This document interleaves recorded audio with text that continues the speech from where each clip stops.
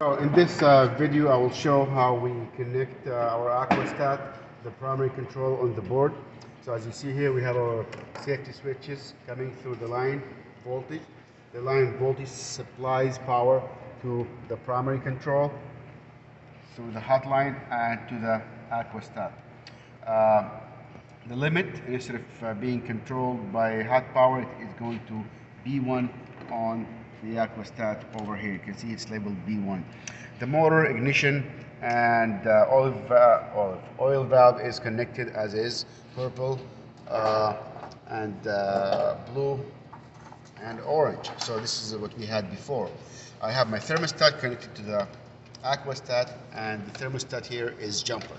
My CAD cell is connected to the FF terminal, and I have just unplugged the CAD eye from the system. So now it's trying to restart it after waiting. So I will put in the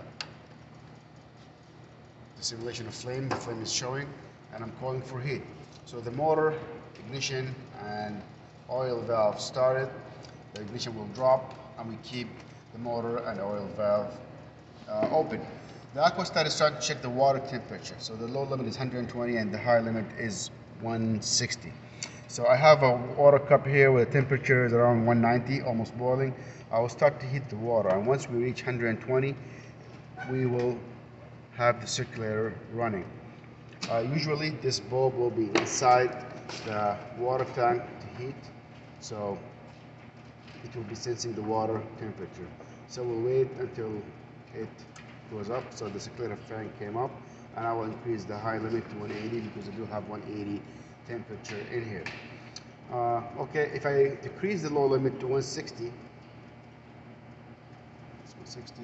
and the bulb reaches that temperature, it's supposed to shut off the burner.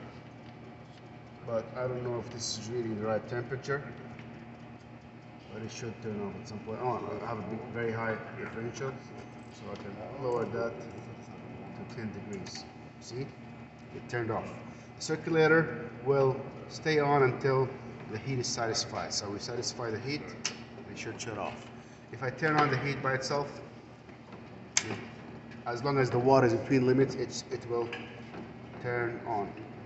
So, and there you have it. The B1 control the burner to ensure the heat, and the C1 will control the circulator.